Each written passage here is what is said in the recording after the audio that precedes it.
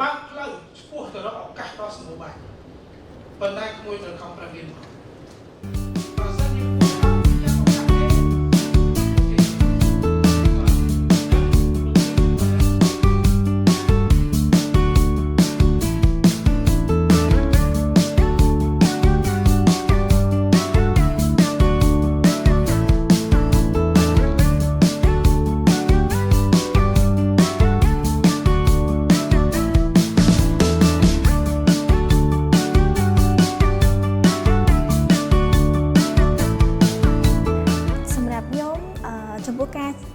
សាកលវិទ្យាល័យមេសាអេស៊ីដាដែលសារខ្ញុំយល់ឃើញថាសាកលវិទ្យាល័យមានគុណភាពខ្ពស់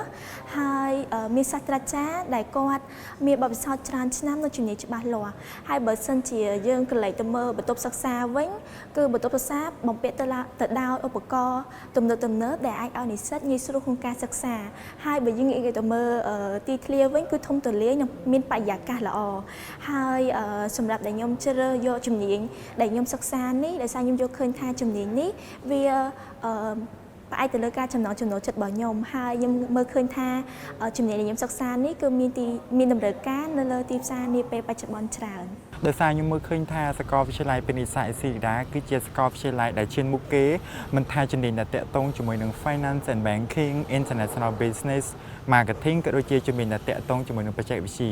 ហើយសាកលវិទ្យាល័យពាណិជ្ជសាស្ត្រអេស៊ីដាគឺជាសាកលវិទ្យាល័យដែលមានសាស្ត្រាចារ្យសុទ្ធសឹងតែមានបទពិសោធន៍ជាច្រើនឆ្នាំដែលគាត់មានទាំងចំណេះជំនាញសម្រាប់បង្រៀននិស្សិតដែលធ្វើឲ្យនិស្សិតហ្នឹងគឺទទួលបានចំណេះជំនាញពិតប្រាកដនៅក្នុងឱកាសការងារ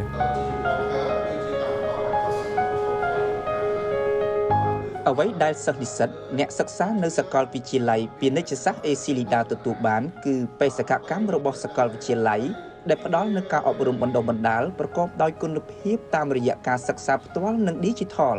បើយើងបានដឹងហើយថាបច្ចុប្បន្នវិស័យធនាគារហិរញ្ញវត្ថុនៅកម្ពុជាគឺប្រើប្រាស់បែបធនាគារ Digital បាទអញ្ចឹងនៅក្នុងកម្មវិធីសិក្សារបស់សាកលវិទ្យាល័យពាណិជ្ជសាស្ត្រស៊ីដាក៏ត្រូវបានរៀបចំតាមរយៈបច្ចេកវិទ្យាដែរគឺប្រព័ន្ធនៃការរៀនការបង្រៀនគឺតាមរយៈ AI ហើយតាមរយៈប្រព័ន្ធនៃការអនុវត្តជាក់ស្ដែងរបស់ធនាគារស៊ីដា PLC តែម្ដងហើយយើងដឹងហើយថាធនាគារស៊ីដា PLC ដែលលោកកំពុងអនុវត្តសប្តាហ៍ថ្ងៃនេះគឺទទួលស្គាល់ជាថ្នាក់ជាតិនិងថ្នាក់អន្តរជាតិក្នុងរបាយការណ៍ហិរញ្ញវត្ថុរបស់យើងគឺត្រូវបានត្រួតពិនិត្យដោយស្ថាប័ន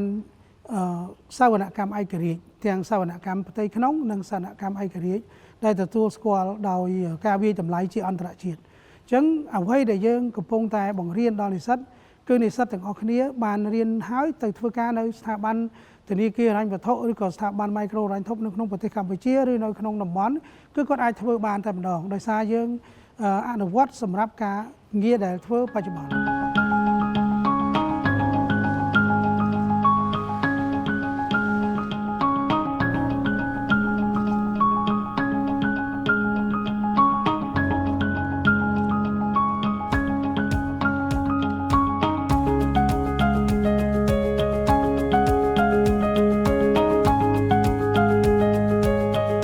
សាកលវិទ្យាល័យពាណិជ្ជសាស្ត្រអេស៊ីលីដាគឺការទទួលបាននូវការទទួលស្គាល់គុណភាពអប់រំដ៏ប្រសើរបំផុតទាំងថ្នាក់ជាតិថ្នាក់តំបន់និងពិភពលោកដើម្បីបង្ហាញជូនដល់សាធារណជនថាសាកលវិទ្យាល័យនេះមានគណនេយ្យភាពចំពោះការអប់រំពិសេសគឺការឆ្លើយតបយ៉ាងត្រឹមត្រូវទៅនឹងតម្រូវការទីផ្សារការងារកម្មវិធីសិក្សាគឺជាផ្នែកមួយដ៏សំខាន់ក្នុងការធ្វើឲ្យសម្រេចបាននូវគោលដៅទាំងឡាយចឹងនៅក្នុងកម្មវិធីសិក្សារបស់សាកលវិទ្យាល័យវាផ្ដោតទៅលើការអភិវឌ្ឍបាទជំនាញអនុវត្តនិងបច្ចេកទេសទំនើបដូចជាការប្រើប្រាស់ទៅលើកម្មវិធីគណនេយ្យកម្មវិធីវិភាគទិន្នន័យបាទនៅក្នុង Excel ព្រមទាំងកម្មវិធីសិក្សាផ្សេងៗដែលជាជំនាញនៅក្នុងទីផ្សារការងារនៅពេលបច្ចុប្បន្នសាលាបានផ្ដល់នៅករណីសិក្សាជាច្រើនបាទដែលនិស្សិតអាចផ្ដល់នៅការសិក្សានិងកិច្ចការអនុវត្តដែលទាមទារឲ្យប្រើប្រាស់ក្នុងការដោះស្រាយនៅបញ្ហាជាក់ស្ដែងបាទវាបណ្ដុះឲ្យនិស្សិតមានជំនាញគិតបាទជំនាញគិតការវិភាគនិងសម្រេចចិត្តដោយប្រើប្រាស់នៅទិន្នន័យហិរញ្ញវត្ថុពិតប្រាកដបាទ បន្ថែមជានេះទៅទៀតបាទសាកលវិទ្យាល័យបណ្ឌិតសាស្ត្រអេស៊ីដាក៏បានអញ្ជើញបាទនៅអ្នកជំនាញបាទដែលមកពីខាងធនាគារនិងវិស័យហិរញ្ញវត្ថុនិងស្ថាប័នហិរញ្ញវត្ថុបាទមកចែករំលែកបទពិសោធន៍ជាក់ស្ដែងដើម្បីបាទឲ្យនិស្សិតយល់ពីបញ្ហានិងការអនុវត្តនៅក្នុងវិស័យធនាគារនិងហិរញ្ញវត្ថុជាក់ស្ដែងបាទក្រៅពីនេះកម្មវិធីសិក្សារបស់សាកលវិទ្យាល័យក៏បានផ្ដល់ឱកាសឲ្យនិស្សិតចុះអនុវត្តការងារជាក់ស្ដែងនៅធនាគារឬស្ថាប័នហិរញ្ញវត្ថុបាទដើម្បីទទួលបាននៅបទពិសោធន៍បាទនិងយល់អំពីការងារពិតប្រាកដដែលការអនុវត្តនេះជួយឲ្យនិស្សិតផ្លាស់ប្ដូរចំណេះដឹងពីការរៀនក្នុងថ្នាក់និងទៅជាអនុវត្តនៅក្នុងជីវិតការងារយ៉ាងមានប្រសិទ្ធភាព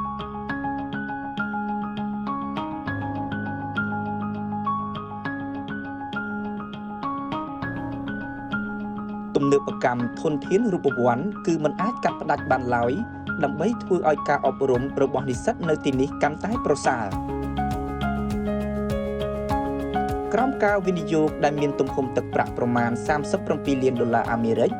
សាកលវិទ្យាល័យពាណិជ្ជសាស្ត្រអេស៊ីលីដាបានសាងសង់អគារសិក្សាចំនួន2មានកម្ពស់5ជាន់ដែលបានបែងចែកជាបន្ទប់សិក្សារបស់និស្សិតបន្ទប់ប្រជុំសាលសហសិក្សាបន្ទប់កុំព្យូទ័រនិងទីតាំងសម្រាប់ធ្វើកិច្ចការសកម្មភាពនានាដែលអាចផ្ដល់នៅបរិស្ថានសិក្សាល្អអំណោយផលសម្រាប់ការសិក្សាស្រាវជ្រាវនិងសកម្មភាពផ្សេងៗដោយសារការស្រាវជ្រាវជាកិច្ចការសំខាន់ចំពោះនិស្សិតនិងសាស្ត្រាចារ្យផងដែរនោះការបន្តបំពាក់បរិក្ខារកាន់តែទំនើបនៅតែត្រូវបានយកចិត្តទុកដាក់ហើយដោយលោកបានមើលឃើញហើយនៅក្នុងសាកលវិទ្យាល័យយើងនេះគឺបន្ទប់ធំដាក់កុំព្យូទ័ររាប់រយគ្រឿងហ្នឹងគឺសម្រាប់ឲ្យគាត់អនុវត្តជាក់ស្ដែងតែម្ដងបាទអញ្ចឹងយើងបង្រៀនតាមបែបអនុវត្តជាក់ស្ដែងហើយកម្មវិធីសិក្សាគ្រូភាគច្រើនគាត់សិក្សាស្រាវជ្រាវពី AI ដែរបាទដូច Chat GPT ហើយនឹងកម្មវិធីផ្សេងទៀតដែលសិក្សាដោយ AI ហើយជាពិសេសសិក្ខាបករទំនើបដែលយើងដាក់ឲ្យឥឡូវនេះយើងកំពុងដំណើរការឲ្យមាន Smart Classroom ហើយយើងកំពុងកំងទិញមកហើយបើខ្ញុំកាលពីខែ11ឆ្នាំមុនខ្ញុំទៅដល់សិនចិនទៅសិក្សាអំពីក្រុមហ៊ុន Huawei បាទយើងទៅដល់ Head Office របស់ Huawei ដើម្បីសិក្សាពីរឿងហ្នឹងប៉ុន្តែមានក្រុមហ៊ុនច្រើនទៀតដែលយើងកំពុងតែជ្រើសរើសដើម្បីបំពាក់នៅ Smart Classroom ដល់សាកលវិទ្យាល័យពាណិជ្ជសាស្ត្រស៊ីដាអញ្ចឹង AI គឺជាឱកាសសម្រាប់ការប្រើប្រាស់នៅសាកលវិទ្យាល័យពាណិជ្ជសាស្ត្រស៊ីដាហើយក៏យើងមាន Smart Classroom ជាពិសេសហើយនឹងប្រព័ន្ធ IT ទំនើបជាពិសេសយើងប្រើនៅប្រព័ន្ធ Wi-Fi នៅក្នុងសាកលវិទ្យាល័យគឺច្បាស់គ្រប់កន្លែងទាំងអស់ហើយយើងបំពាក់ក្នុងຂະຫນាតធំដែលយើងវិនិយោគຂະຫນាតធំសម្រាប់ឲ្យនិស្សិតទាំងអស់ធ្វើការសិក្សាស្រាវជ្រាវព្រោះសម័យនេះជាសម័យបច្ចេកវិទ្យាអញ្ចឹងយើងចង់ឲ្យគាត់ទាំងអស់គ្នាមកសិក្សានៅទីនេះគឺត្រូវតែជោគជ័យក្នុងអាជីពដោយគតិពេជ្ររបស់សាកលវិទ្យាល័យអញ្ចឹងជាសាកលវិទ្យាល័យដើម្បីភាពជោគជ័យក្នុងអាជីពហើយមានចក្ខុវិស័យជាសាកលវិទ្យាល័យធុរកិច្ចប្រកបដោយឧត្តមភាពនិងភាពជោគជ័យរបស់និស្សិតចឹងហើយជាទិសដៅគឺយើងត្រូវតែធ្វើឲ្យនិស្សិតយើងបានទទួលបានជោគជ័យជំនាញទាំង15ដែលត្រូវបាននឹងកំពុងផ្ដល់ការបណ្ដុះបណ្ដាលសម្រាប់និស្សិតនៅទីនេះរួមមានហិរញ្ញវត្ថុនិងធនាគារគណនេយ្យគ្រប់គ្រងហានិភ័យនិងធានារ៉ាប់រងបច្ចេកវិទ្យាហិរញ្ញវត្ថុបច្ចេកវិទ្យាព័ត៌មានធុរកិច្ចវិទ្យាសាស្ត្រនិងវិស្វកម្មកុំព្យូទ័រនីតិសាស្ត្រសេដ្ឋកិច្ចពាណិជ្ជកម្មគ្រប់គ្រងបណ្ដាញផ្គត់ផ្គង់និងចលនានុបត្ថម្ភទីផ្សារពាណិជ្ជកម្មអន្តរជាតិគ្រប់គ្រងធុរកិច្ចនិងសហគ្រាសភាសាអង់គ្លេសភាសាអង់គ្លេសសម្រាប់បំណិនបកប្រែភាសាអង់គ្លេសសម្រាប់ទំនាក់ទំនងធុរកិច្ចជាមួយគ្នានេះសាស្ត្រាចារ្យដែលបង្រៀននៅទីនេះមានបទពិសោធន៍ខ្ពស់ពិសេសបានបន្តការសិក្សាស្រាវជ្រាវដើម្បីផ្ដល់ការអប់រំមួយដែលមានគុណភាពឆ្លើយតបយ៉ាងល្អទៅនឹងទីផ្សារការងារជាក់ស្ដែងក្នុងនាមជាសាស្ត្រាចារ្យបាទការស្រាវជ្រាវនិងការបង្កើតអ្វីដែលថ្មីគឺវាដើរតួនាទីយ៉ាងសំខាន់បាទនៅក្នុងការបង្រៀននៅក្នុងសាកលវិទ្យាល័យបាទពីព្រោះវាជួយឲ្យសាស្ត្រាចារ្យអាចបន្ថែមចំណេះដឹងថ្មី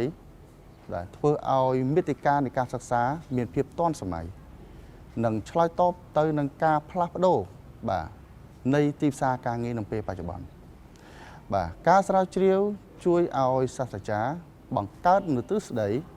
ឬក៏ដំណោះស្រាយថ្មីដែលអាចមកបញ្ចូលនៅក្នុងថ្នាក់សិក្សាដើម្បីឲ្យនិស្សិតរៀនពីបទពិសោធន៍ជាក់ស្ដែងនិងការអភិវឌ្ឍសមត្ថភាពការវិភាគនិងការច្នៃប្រឌិតផងដែរបាទសរុបមកវិញការស្រាវជ្រាវនិងការច្នៃប្រឌិតគឺជាមូលដ្ឋានសម្រាប់បង្កើតការបង្រៀនឲ្យមានគុណភាពនិងជំរុញឲ្យសាកលវិទ្យាល័យមានការរីកចម្រើនជាបន្តបន្ទាប់តើសាកលវិទ្យាល័យពាណិជ្ជសាស្ត្រអេស៊ីលីដាមានការវិវត្តយ៉ាងដូចម្តេចសាកលវិទ្យាល័យនេះមានកំណើតតាំងពីឆ្នាំ1993ប៉ុន្តែសម្រាប់បង្រៀនបុគ្គលិកផ្ទៃក្នុងរបស់អង្គការ ESIDA ក្រោយមកនៅពេលដែល ESIDA ក្លាយជាស្ថាប័នមីក្រូហិរញ្ញវត្ថុបាទសាកលវិទ្យាល័យនៃ ESIDA បានកម្លាយខ្លួនពីក្រុមជំនួយបច្ចេកទេសទៅជាក្រុមផ្នែកវឹកវើបាទ Training Unit ហើយក្រោយមកបានក្លាយទៅជានាយកដ្ឋានវឹកវើនៅក្នុងធនាគារ ESIDA PLC ហើយបានក្លាយជា ESIDA Training Center មជ្ឈមណ្ឌលវឹកវើរបស់ ESIDA បាននៅក្នុងឆ្នាំ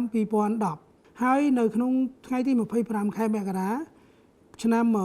2016គឺបានកម្លាយខ្លួនទៅជាវិទ្យាស្ថាននៃសាស្ត្រា ដែលទទួលបានអនុក្រឹត្យលេខ13អនក្របកពីសម្ដេចនាយករដ្ឋមន្ត្រីគឺសម្ដេចអគ្គមហាសេនាធិបតីហ៊ុនសែនដែលជានាយករដ្ឋមន្ត្រីនៅសម័យនោះបាទហើយក្រោយមកទៀតគឺបានក្លាយទៅជាសាកលវិទ្យាល័យពាណិជ្ជសាស្ត្រ ESIDA ហ្នឹងគឺនៅថ្ងៃទី12ខែកុម្ភៈឆ្នាំ2024តាមអនុក្រឹត្យលេខ27បាទរបស់សម្ដេចមហាបវរធិបតីនាយករដ្ឋមន្ត្រីហ៊ុនម៉ាណែត2016ដែលជាវិទ្យាស្ថានគឺយើងមានជំនាញតែមួយទៅគឺហិរញ្ញវត្ថុនិងធនាគារគឺជាជំនាញដើមរបស់ធនាគារ ESIDA PLC ដើម្បីធ្វើការអប់រំក្នុងកម្រិតបញ្ញាបត្រប៉ុន្តែជាបន្តមកយើងបានអភិវឌ្ឍរហូតមកដល់បច្ចុប្បន្នហ្នឹងគឺមានមុខជំនាញរហូតដល់ទៅ15ជំនាញ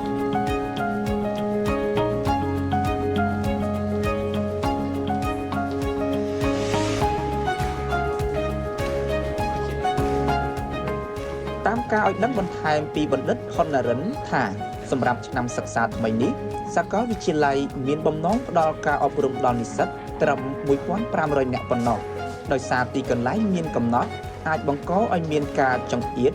បើចំនួននិស្សិតច្រើនជាងនេះលោកបញ្ជាក់ផងដែរថាគិតត្រឹមសប្តាហ៍ទី1នៃខែតុលាចំនួននិស្សិតបានចុះឈ្មោះគឺមានប្រមាណ700នាក់ហើយតើហេតុអ្វីការសិក្សានៅទីនេះទទួលបានការចាប់អារម្មណ៍ច្រើនពីនិស្សិតបានជាខ្ញុំជ្រើសរើសយកជំនាញនេះសម្រាប់សិក្សាដោយសារខ្ញុំមើលឃើញពីឱកាសការងារដោយសារសម័យបច្ចុប្បន្ន